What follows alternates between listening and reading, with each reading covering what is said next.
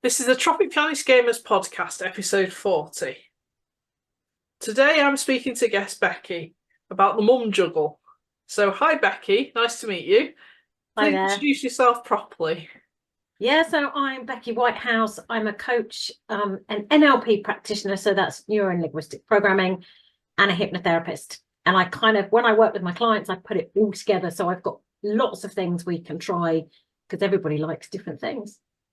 Fair enough, I'm one of them. So, Yeah. let's hear a little bit about your background and what got you into all that in the first place. So how did I get into it? Well, my husband actually suggested a course I should do, and I said, "That's lovely, darling. I'm going to find my own." So then I went off and I had a go at coaching. I really liked it. I wasn't convinced when I went, but I really liked it, and it turned out I was quite good at it.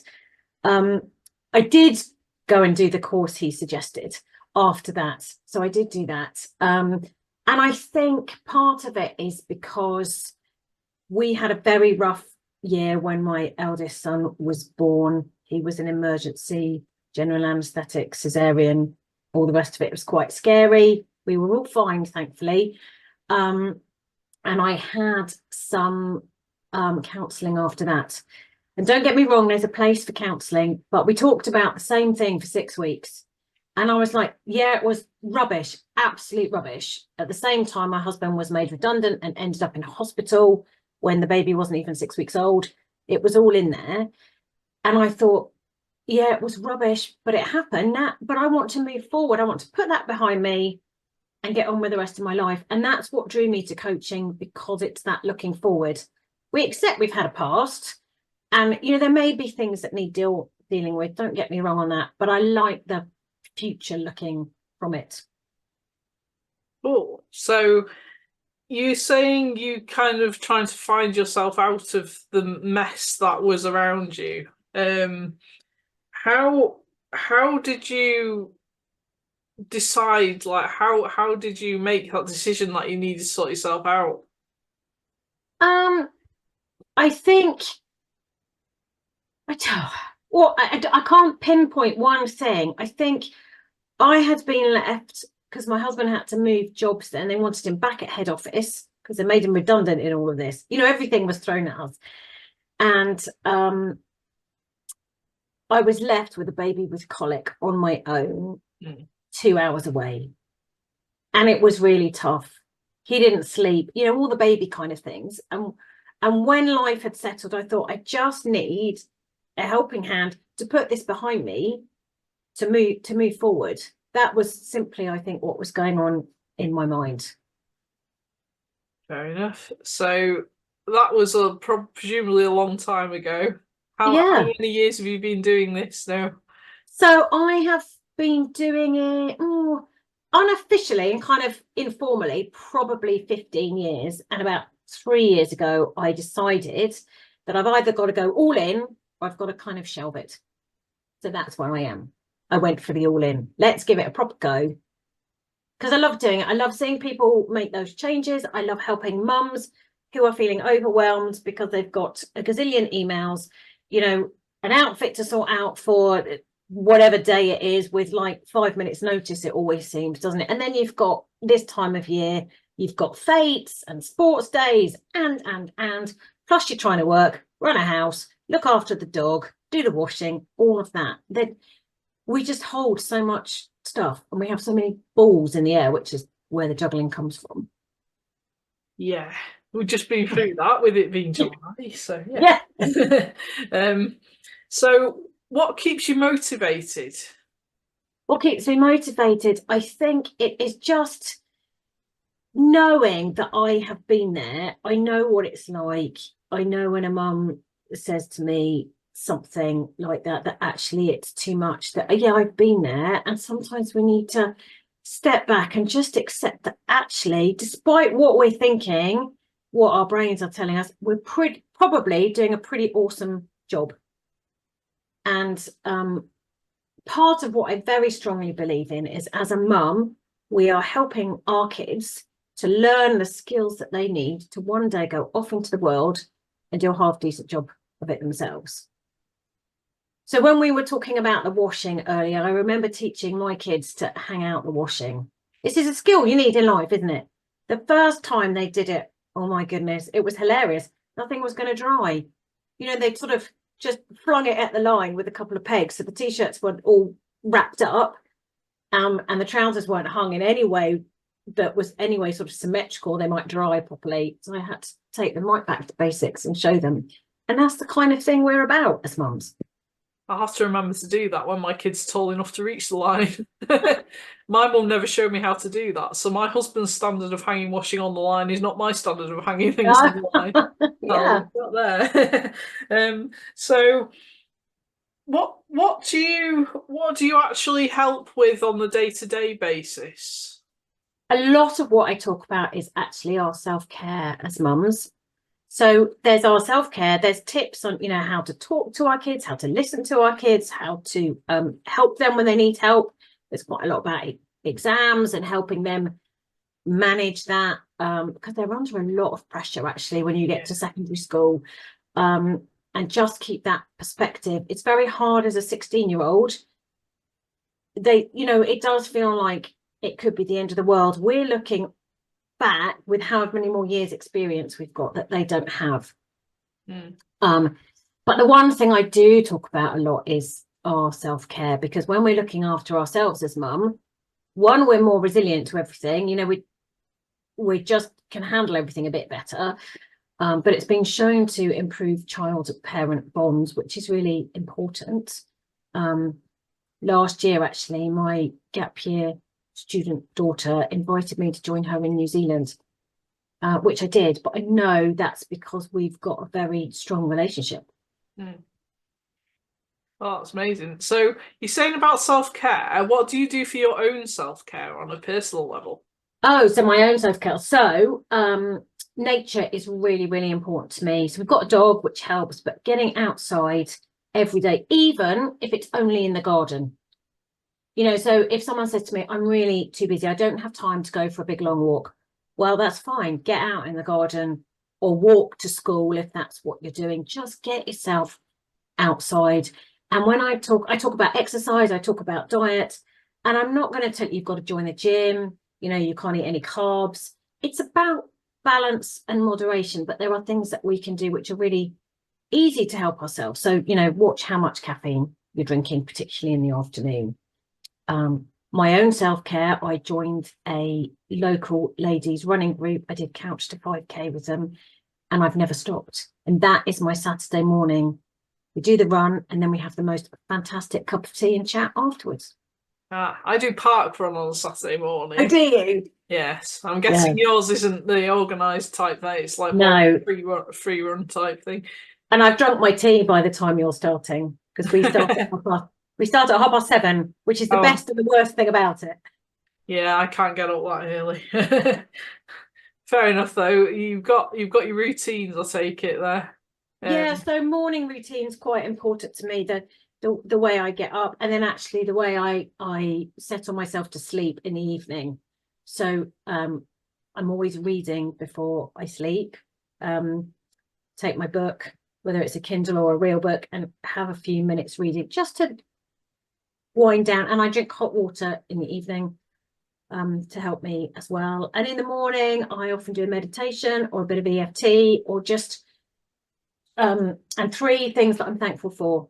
And that doesn't have to be big rocket sciencey kind of things. Quite often it includes my cup of tea that I'm thankful for, especially if my husband's made it. Fair enough. Yes. So quick trivia question. Do you prefer Kindle or real book? Oh, that's really hard. I didn't think I would like a Kindle, but actually when you're away, or if you've got to share your bedroom with the children, it's great. It's more portable. Yeah. But I do love the feel of a real book. And I've noticed actually with the Kindle, I never can quite remember what I'm reading because you don't see the cover every time you pick it up. I sometimes forget to put the bookmarks on the Kindle one and then forget what page on. You can actually have a physical bookmark for a real book. That's the difference for me. So how do you make sure you prioritise yourself amongst your busy life? Is it just the running and the reading, or? And I play tennis, which I haven't been able to do recently because I've been injured, but that's a Thursday night, so that's a protected time for me. And I think the trick is to put it in the diary. If you want to do something regular like that, put it in the diary. Definitely. Because one, you'll remember. If you've got a shared family diary, everybody else knows, or your partner, husband, wife knows that that's what you're doing. And I think if you don't do that, it's too easy to let it slip. The other thing I do is, you know, at lunchtime, I'm not perfect, please don't get me wrong, but you know, I down tools, I move away from the laptop at lunchtime to have lunch, to do something else. That is the plan. It doesn't always happen, but that is the plan. I do now, because I was eating my lunch at my desk and I realised the ants liked a bit of my lunch too. So I got rid of the ants and swore never to have food in my studio again. Oh, well, yeah, good reason. But yes, on your 15 years of your business, what's the most valuable lesson you've learned so far? I think there are two things actually, that we're not perfect, and that just go for it. If something doesn't work, it's not going to be the end of the world. And maybe it will work and you'll surprise yourself. But we have these voices in our head that are kind of saying, who do you think you are to do that? What if that wasn't work? Who's going to do that with you? Who's going to buy that? And you need to sort of quieten them down. And I think we all have them, from the most successful people we can think about. When we actually hear an interview with them, they still say they get those nerves, or that little voice that says, who's going to listen to you? So I think they're my two things. Okay, fair enough. Yes, I've got a just do it kind of attitude. See what happens. Learn from it if it doesn't happen. Learn from it if there's any mistakes. Yeah, always learning. Have you got a favourite kind of case that you've worked with over the years? Or a most memorable one? So one of them, so this was hypnotherapy, and I was working with someone who was suffering with anxiety and depression, and all they wanted to do was go into a coffee shop and have coffee. That was what they wanted to do, real coffee fan.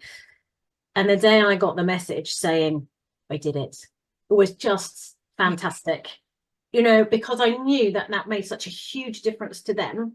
And it sounds quite silly, doesn't it? Quite insignificant in your life, going and having a coffee. As someone who had a severe anxiety disorder, that makes perfect sense. Yeah, but I was so thrilled, and they were so thrilled, and it was just, yeah, that made my day. So it's those little things that may not seem significant to the rest of us, but for that person really is significant. It's life-changing at that level. Yeah. Isn't it? Yeah. Yeah. Think what other coffee you can go for. You can go for lunch next, and yeah, exactly. Cocktails in the evening, and yeah, yes, yeah. So you've got a special thing you'd like to promote, I believe. Let us know about that. So just I know we haven't even broken up yet for the summer holidays, have we? But then we start again with new terms and new beginnings. And I always say, actually, it can be, what's the word? It can be sad for us as mums in some way, these new beginnings, but with with the changes come these new beginnings and these new opportunities. And one of the things that I've been through as a mum, I've had two who've gone to university, and that is a massive change. A massive change in your household, in the energy, in your time. And it may be a time when you start to rethink things, because maybe you've been working part-time, you'd like to work full-time, maybe you'd like to do something completely different, maybe you're not sure. So I am going to be promoting something about, first there's going to be a list of what the kids need when they go to university, which I learned, and in conjunction with some other mums, their sort of checklist of things to take. And then what you can do as mum to re-find yourself, really. I think when I had a list when I went to university of things to take, and the one thing that I wish that I hadn't bothered with was an iron and an ironing board. Oh gosh, waste of time. What to do with irons? My boyfriend at the time got me a tabletop ironing board. It was really fancy, Oh, but wow. it was like I can't iron to save my life. Did you ever use it? Yes, I did. When I was a You did. checkout girl, I had to iron my shirts, but I usually made them more creased than Okay. straight, so it was a waste of time. And now in my house, irons do not exist. Okay. The only thing I remember as a student was a friend who would iron to put off doing any revision. She would go around the house Fascination and it is start finding. ironing. My mother-in-law likes ironing even little baby socks. So Oh, thankfully my wow. kid isn't a baby anymore. He's 7, but he's still got little bits of socks and she has to iron them. Each to their own. Absolutely. Each to their own. Yeah, so how can people join that event that you're doing? So probably the easiest way is to find my Facebook group, which is called Mostly Mums. And in there, it's all about engaging and supporting and encouraging and inspiring one another. And, you know, all the content I do there is completely free, but that's where I promote the other things that I'm doing. The business is called Cloudless Sky Coaching, so you can look for me there too. That comes from a song. It's a bit of a country song, not my usual genre, but in my kids' favourite film, which was Cars. And that's all about behind the clouds, the sun is still shining, even though we can't see that. And that's what Amazing. inspired the name. Love it. So if people want to find you on other social media, where can they find you? Yes, I'm on Facebook, I'm on Instagram, not my favourite, but I try. And I'm on LinkedIn. With Cloudless Sky Coaching as the Yeah, tag. yeah. And I'm Beckie Whitehouse. Sorry, I didn't say my surname at the beginning. Yes. Thank you. So thanks for being a guest on my podcast today. I hope you've enjoyed the conversations. Oh, thank you for having me, Jen. It's been fun. All the best. All right, you take care.